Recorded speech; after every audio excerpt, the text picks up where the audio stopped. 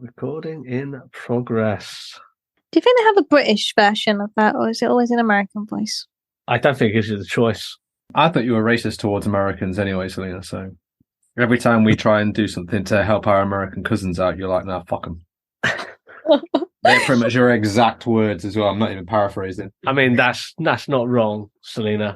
Like, a bit of feedback, be more tolerant.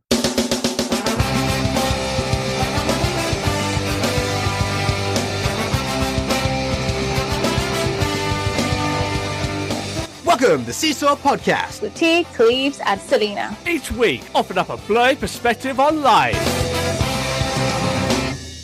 Why are you guys being mean to me? Payback! I've got nothing bad to say about Americans. I've been to Miami, and it's lovely. You know, that's the equivalent of going, I'm not racist, I have a friend who's black, right? Yeah. Okay, Cleaves. Disclaimer.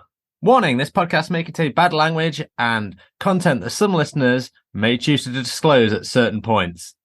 And find offensive? Yeah, sometimes. That's the thing. Whenever you do your weirdness on these, sometimes you don't actually say the point of the disclaimer. People know this by now. We're 100 and like whatever many episodes in. Definitely 105. If it isn't, at us on Twitter. All right, let's get this started properly because we're like all out of sync. Hello and welcome to See Saw Podcast. Episode 1. Got all in. All right. Gosh. I don't think I was quite ready for that. No. How are we doing? Coming from See Saw room upstairs. No floor this time. Started off well. Dive bomb pretty quickly, hasn't it? Yeah. Well, how are we? Good. All good. Oh, good here. Yeah. Wonderful. It's good. It's good, isn't it? Yeah. Well, dare I say we might get some blowback from this week's topic. Selina, you brought this topic to us. I think it's a really good one, in fact. So I won't throw you under the bus on this, although I just did. Cleaves, I will leave a pause if you want to edit that out. So this time around, I put down hiding your disability, but Selina, you pitched it as disclosing your disability. So Yes. Two sides of the same coin in many regards. So if we kick it off, why would someone not want to disclose their disability? Nice rewording of the notes you've put down. Oh, I said they were adaptable. I want to know what the original one said now. Why would someone people hide their a disability? Why should somebody have to disclose their disability? You can't answer my question with a question. Why not? That's another Again? question. Well, I think that's the valid point here, isn't it? I'm going to get us out of this cycle. I suppose this comes down to what the context is. It's very context heavy, isn't it? There are going to be situations where disclosure is going to be to the benefit of that disabled person. But of course, you are venturing into the unknown because you're not going to know how people really go in on that. This could have been quick blind news, but I don't think it's quick enough. But there was the case of, it's still an ongoing case, so I can't say too much about it because there's a lot legal going around it. A blind woman in London was kicked out of a hotel because they didn't believe her guide dog was really a guide dog, even after she proved to them that it was, using the guide dog like branded stuff. They still kicked her out. Are you saying that she shouldn't have disclosed her disability in that instance? My question would be more along the lines of, did she disclose before she got there? Does it matter? I mean, You don't have to. Yeah, you don't. No. if you've got a Need guide dog, you're kind of got your disability on show a little bit, haven't you? You're just kind of disclosing it by having a guide dog. Yeah, It's the same as having a white cane. In a way, That is True. your people know you disclosure. have a little bit. But in this case, she was kicked out regardless of even showing evidence that it was a working dog. So does Well, I know, but the disclosure question- work in yeah, that yeah, yeah. situation? That's what I mean. You're but saying when should she have disclosed her disability? Should she have told the hotel before that she was coming, that she was blind and coming with a guide dog? Or was it okay to disclose it once you walked through the door? So that way you're getting at. Yeah, essentially. And for context, I don't know what the situation is with that. Like, but that's still, it doesn't take away the point that we're trying to say here. Should you say in advance, in an instance of a hotel, telling them in advance, even though you don't have to, should you? I mean, she disclosed it at the front desk. So your question is less why as more to when. Okay. So when then? Or why? Why wouldn't you disclose your disability? I guess because you're afraid of a negative reaction. Or you just don't feel like you need to and it's relevant to the situation. Maybe that's what she thought going in. Maybe. Because the hotels really have to accept guide dogs as a matter of law, right? That's a thing? Yes. So, in theory, she should be able to rock up with a guide dog. And if they question her and she's got the papers, then there should be no issue. Exactly. There are still contexts that I would say that you should, like, technically the same stands when it comes to a taxi, but I think letting them know you have an assistant animal with you. Oh, when you book it, yeah, because that relies a lot of the time on what car you're getting. Yeah. You'll need extra space in the car. They'll have to make extra adjustments for you. Potentially that would may be the case in a hotel, but most hotels would, you can put a dog in a room. True, but I could go onto Twitter now and find the case where someone has declared having a guide dog to a taxi company and then not being picked up. Well, yeah, but I always do, just out of courtesy more than anything. I do as well, but I know some people who don't. So if we but you don't have to. But exactly, you don't have to. Why? Yeah. You don't have to disclose your disability. It's your right. You don't need to in that situation. Yeah. So it's a bit of a tricky one, isn't it? Like I said, it's very contextual, isn't it? About when and where you should. Okay, but why? You said why would you not disclose it? Why would you disclose it purposely? Allow for adaptations. Yeah, definitely. Or benefits, like gonna hold my hands up. If I'm going on holiday, like I am soon, technically I don't need my cane because I'm going with a sighted person, i.e. my husband, on holiday, so he'll be guiding me. But my cane's coming out because I'm skipping the queues. Got to have some facts of being blind. Yeah, I also did that as well when I went to Jamaica. Yeah. You don't want to stand in hotel security. Not hotel security, airport security. No. Forever. No, you're not wrong. You're not wrong. If you can play it to your advantage, then by all means. But, and here's the other side of it. If you have, say, a hidden disability and you don't disclose it, is that you sort of flexing disability privilege? Because there's some people who cannot avoid that. If I rock up to a hotel with a guide dog, I can't hide that. But there might be someone with other needs that aren't immediately on display. And okay, they don't have to disclose it, but they might still make requests. But do people need to know? Do they need to know you have a hidden disability if it's not? If I don't know. Situation. Yeah, exactly. If it's not going to affect your hotel stay, do they need to know? I don't think I'd let people know. The only reason I would ever disclose my disability is if I think it would perhaps alter the situation I was in some way. Negatively, in fact. If I had to let people know. Yeah. Otherwise, there'll be a problem, like for yourself. Yeah. It was no one else's business, is it? It's whether you've got a disability or not. It's your business. Yeah, it's true. I suppose the next thing, and this actually does lead into my next point here. If you don't disclose, can you complain if things don't go your way? Or if you have a negative experience? That's a good one, I have to say. If your disability is hidden, then probably yes. If it's not immediately obvious to the person around you or the people around you, then yeah. But yeah, using the example I used before, if I don't tell a taxi company I have a guide dog because I legally don't have to, they show up and they drive off because they're not. That's an immedially obvious. Yeah, but you've disclosed it. You have disclosed it by they can see you. But if I don't know, we go into a supermarket, for example. Cleves goes into a supermarket and they decide we're going to save electricity for 5 minutes, so we're going to turn the lights out. But Cleves can no longer see because he's night blind. Should he then complain even though he didn't tell them this? You don't have a right, do you? Well, actually, the co-op down the road does that. They switch half the lights off till about 9-10 o'clock in the morning, which makes it difficult. But I have my cane out, so they know. It's immediately obvious when I walk in. Yeah, but if you walked in without your cane, and sometimes if you're confident in daylight, aren't you? without your cane. This is the thing, right? If co-op have turned their lights off, right, then the cane's coming out.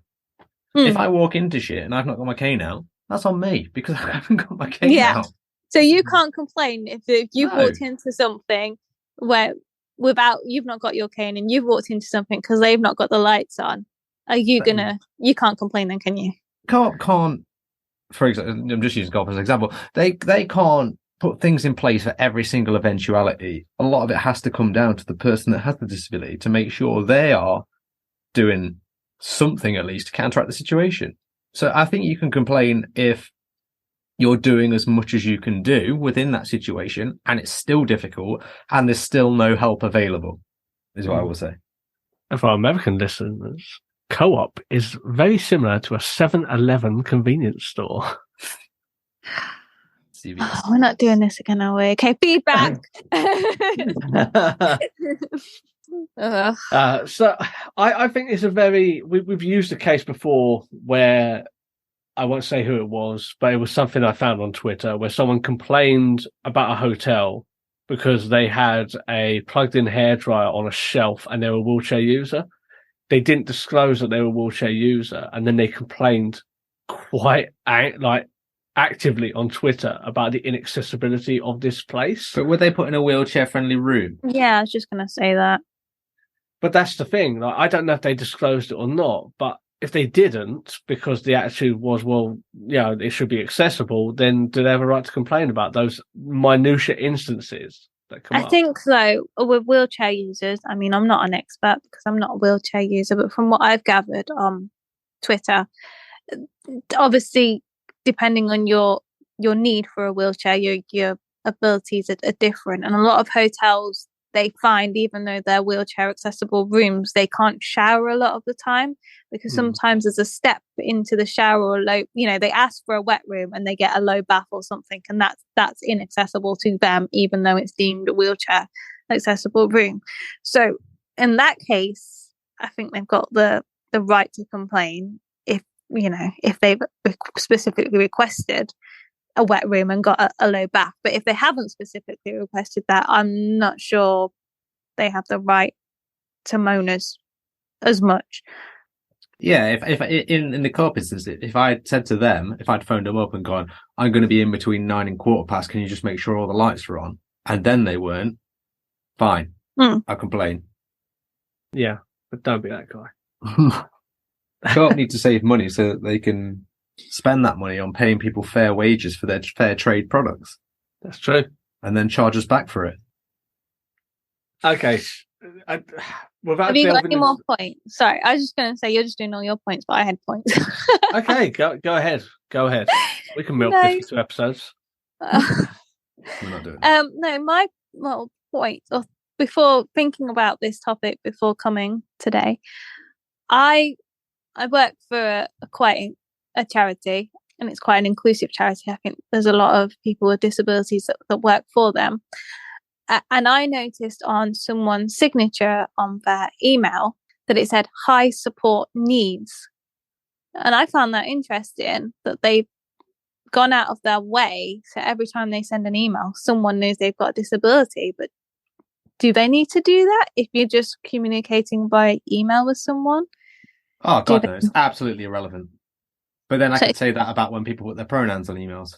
Yeah, so I was just literally going to say that it's like similar to... Well, actually, no. Pronouns probably aren't irrelevant on emails because then you have to know how to refer to a person. Whereas needs on an email, not the case. I have someone at work who will put that into their signature because of their condition. It takes them longer to respond, and that's why they do it. They say, I suffer from XYZ, therefore it will take me longer to respond to you. Okay, so they actually give a full reason where this person just had high support needs. That's all it said. Like, so I guess that's better in a sense. You're not telling everyone what colour knickers they wear, but it's high support needs means nothing. It doesn't mean anything in context. It does. It means they've got more difficulties, I guess. So that explains maybe they might be slower replying to an email or. But that implies knowledge on the other side. Like that's so much implicit knowledge, and you can't do that to people. because the non-disabled community are idiots when it comes down to disability, and they shouldn't be expected to be experts. You need to spell it out for them because disability is a spectrum. You can't leave it up to guesswork. You need to just spell it out sometimes. But I guess they've spelled, I think it was male. I have no idea. I don't actually work with them. I got this email like they just did a reply to If only Walter's they put pronouns on there. Okay, next point, Selina. You have a few. Point. Yeah, well, not. So for me personally, I work from home now predominantly. I haven't literally since COVID gone back face to face. So some of my colleagues I've known pre-pandemic and they've seen me in person, so they obviously saw me with a guide dog. But now I'm always on Teams calls, and there's been a lot of staff changes in that time. And I've just given up saying that I'm visually impaired. I've just decided, I don't know for whether rightly or wrongly, that I don't need to tell people that I can't see on a Teams call. There is a part of the call where we, as three of us basically, me and my two other colleagues will fill out a form, and a lot of the time they screen share and like, can everyone see that? And I've just started going, yeah. Even though I don't know what they're writing, but I'm counting on that they're going to read it out at some point anyway, and I know what's on the form. Yeah. Generally, I just feel like I can't be bothered to tell when there's been so many staff changes. Tell everyone every time, oh no, sorry, I can't see it. I'm visually impaired. Just I just get by like without it. Yeah. A lot of the time, I ask people to, if they're going to share something, just like a spreadsheet or whatever, I'll get them to send it in advance. And I'll have it open on a separate screen, like large and in inverse colours and all that sort of stuff. But I guess you could do a similar thing if you had like a screen reader or something. But yeah, the question is whether you need to do it on the call. Probably not. Is the information pertinent to that meeting? If it is, I'm like you, Cleave, I will ask for things in advance. But then there are other instances where I just don't need to know. And like, I don't put my camera on. And I just tell people that I don't have a working camera on my laptop. And they're fine with that. And the reason I don't put my camera on is because of my nystagmus. Because my eyes move like a son of a bitch. They just move everywhere, constantly flickering. And I wear quite thick corrective lenses. So you're drawn to my eyes anyway because of like my prescription. And then they just go absolutely mental. It's like, I don't want people feeling awkward. Don't lie to you. Be honest. Is the reason you don't have a camera on the same reason I don't have one on? So you can get on with other work while people are chatting useless. That is shit also that is absolutely a part of it. I've got work to do, and I'll be in the meeting, but I don't want to be in the meeting. Yeah, absolutely. But even on those meetings where I have to give all of my attention to and just make notes, or maybe I'm minuting it, they don't have to see me. So I'm not going to put my camera on. Like, it's just not something I do. But do you think like that's you thinking that everybody's looking at your dancing eyes, whereas actually obviously I can't see. I don't know how clear that is through a computer screen. If they can even see that, I don't know. It kind of brings me on to the question I was going to ask, and it was whether you choose not to disclose your disability because you're scared of what other people might think of you. I mean, yeah. And I'm not talking to you about you personally, T, because I've done it a bunch of times, because even now, I don't know what it is. It's sometimes just really hard to just go, yeah, I've got it. I've got this problem. So I have a question for you, Cleves.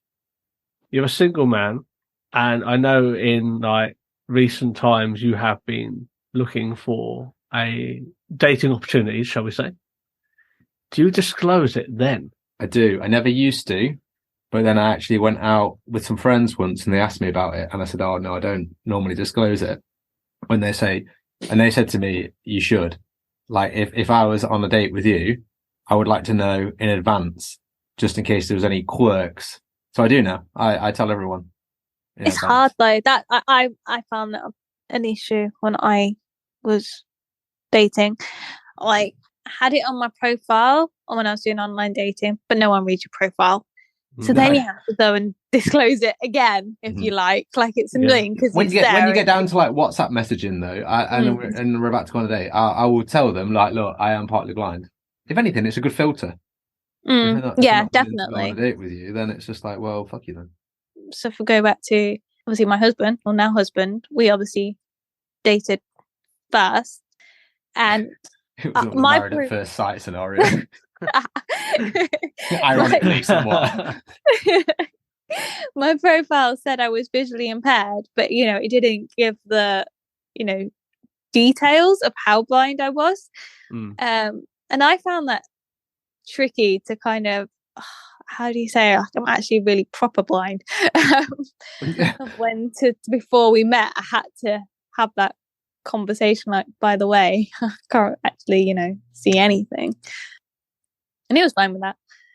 But in other situations, the thing is, I use visually impaired a lot, and I'd say 80% of the time people then assume that I'm partially sighted, and if I can, I won't correct them on that, as if I'm ashamed to be completely blind, and I'm not. But I don't know, I kind of like it that they think maybe I'm more able. I think it's that personal thought of what other people are thinking of you. It's okay if they think I'm partially sighted, but I can't have them thinking that I'm totally blind, even though blind and capable and all that. But I find out on a lot of dates I've been on, it stems curiosity. Like you're having a meal or whatever, and like in a lot of situations, you possibly can't tell that I'm partially sighted, and then in other situations it's glaringly obvious. But a lot of the time, whoever I'm on a date with will ask me about it. Well, I don't have a problem telling them about it. But like, has anyone ever done the "how many fingers am I holding up" thing? No. In fact, I would say 9 out of 10 people that I've been on a date with, and I don't sound like a dick about that. Not like I've been on a lot of dates or anything. But I've probably been on out of the scores of women I've seen. It wasn't meant to be a dickish thing like that. But I must have been on savage flex, bro. 10 plus dates this year at least. And that's not a lot in a year when you think about it. But I would say near enough all of them, maybe bar one, has asked me about it. Which I don't have a problem with. Do you know what I mean? It's like, I'd rather you just ask me and let's just talk about it. But I have to say, my now husband, he didn't ask me about it at all on our first date, and I really like that. That's kind of was one of the things that I thought, yes, I like this guy. He knew how to help. He never met a blind person in his life, but he knew how to help me without it being a big thing. It was, obviously, can you read the menu? And we went bowling, and he just, obviously had to line me up and stuff. We just did it. We didn't have to have a big thing of, how should I do this? Or what am I doing this right? Am I doing that wrong? It's like, why can't everyone be like that? That's a good filter though, isn't it? Like I say, that's a good filter when you've got something like that. Whereas most of the people are, so how much can you see? It's usually the question I get. Yeah. Well, I would also say that's also a spectrum, Selina, because your experience with your now husband, you liked that. But I know some people who would have written him off immediately for not acknowledging and being like the whole, I can do things myself. Why are you helping me? And I think it's just rolling the dice. And, you were cool with that situation. But I do know people who would be like, yeah, maybe. No, don't do that for me. I'm cool with that. Like, we all know the ones. So it's really tricky. I told my wife before we went on our first date. Do you find that was a good thing? Do you find that helped you? But that's a question for both of you. Do you find that letting them know in advance was the correct thing to do? I found since I've started letting people know in advance, I prefer the date. It's less thing I have to worry about. Yeah, I think it is. I think I gave kind of mixed signals because I went on this date, I travelled to them, and then I also did all my best to not be disabled. Yes. Oh, yeah, I mean, you definitely overthink yourself, don't you? Like, I've got to be careful about how I'm picking my drink up off the table right now, but I'm not going to wave my hand around too much. I need to get it on one. Yeah. Exactly. Pick food you can eat that's really easy to eat. Yeah. That kind of stuff. Pizza. I can pick up pizza. That's easy. What do you want for your lunch? Oh, spaghetti bolognese. No, thank you. No. A burger. So it's a bit of a weird one, isn't it? Like, because even then I wasn't showing my disability. I was very much. You were much younger though. Told you, but I'm not going to show it. And granted, I had more sight back then, and I could get away with it a bit more. But even now, like, since things have slipped to a more dark space for me, shall we say, it's one of those things that I don't know. I don't know if it makes it harder on the marriage because. Do you think severity of condition is more of a reason to disclose it? Well, if it's more severe, you can't get around it as much, to be honest. But what about if you're really dyslexic? What? Like you look at a menu instead of getting the pen aid, you just order some pens. I don't know. Like, I don't know how dyslexia works. I don't think it's like that. That's for sure. No, I don't think it's like that. Again, that's the spectrum, isn't it? Like some people with dyslexia can read a decent amount, and then some people can't read a lot at all. Yeah. And at what point do you have to disclose, I can't read any of this menu? Or do you just go and talk to the waiter and go, what's on special today? Yeah. Yeah. I mean, that's a sort of good thing. Oh, what's good? I'll have what you're having. Oh, yeah. It's a very tricky one, isn't it? It's a very tricky one. And I think we could do an entire episode on like the dating scene and everything relationship going into that, because that's something we haven't done. Because frankly, I don't want to talk about that with Cleves on a one-to-one, staring at him across the table, talking about relationships and disability. Because that's really awkward, man. It is much easier with Selina here as a third party. It is. So I think this is a topic we need to do at another point. How fix for time, Selina? I think for this episode, we'll cap it off here. As I said at the beginning, there's so much we can go into this. There's no right or wrong. It's preference, isn't it? Like, I'm just trying to get us a summary here of this episode. Yeah. It's entirely preference. Do what works for you. Also, your take home from this is you do you. Is that basically what you're saying? Basically, yeah. But also, if you don't disclose it, don't bitch about it.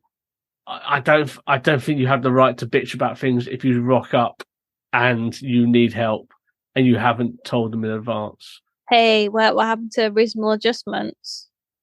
Well, reasonable adjustments went the same way as access to work, Selina.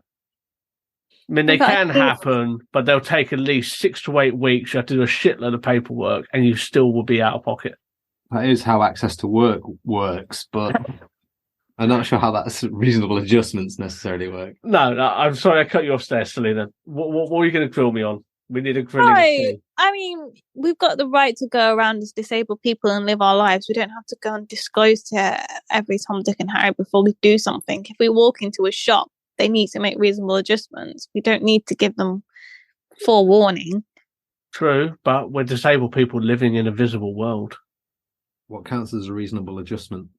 Yeah, if I go into a shop, I'm obviously going to need help to buy stuff. Should they have Braille on all of the products? That is not a reasonable adjustment. Would you say that's an essential adjustment? No. So no Braille. No. You sounded so angry there. You sounded so through your teeth. Just, I don't know, because you're putting Braille down. And we don't need to put Braille down at the moment. That's not what we're talking about. You go to a shop. What's a reasonable adjustment in a shop? What's your reasonable adjustment as a person with wheelchair ramps for stairs? That's a reasonable adjustment. That is. Yeah. Yeah. To be able to get into the place for starters, definitely. Having an accessible toilet that isn't up fucking stairs in the shop, or being used as a storeroom, which I'm finding increasingly annoying at a certain place that I go to. So, if you have an opinion, because God knows you all fucking do, and you're not going to like what we've said, please let us know on the things coming up. Hang on. You're really harsh on the listeners here. You're like, please hate us. Please don't like anything we do. Everyone can't be like that. Surely there's people out there that do like this and agree. I'm going to call you pessimistic. Well, no, we do like hearing both sides of things. Just try and be positive, please. Someone, anyone. This is self-advice. Please, just be positive. Bring some of that positivity. But until next week, this is T, Cleves, and Selina signing off.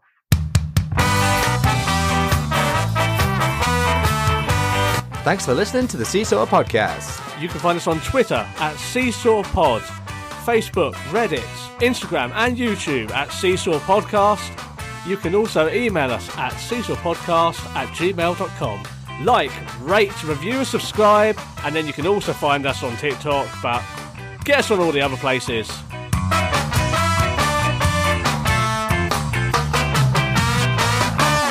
This podcast was recorded in front of a blind audience.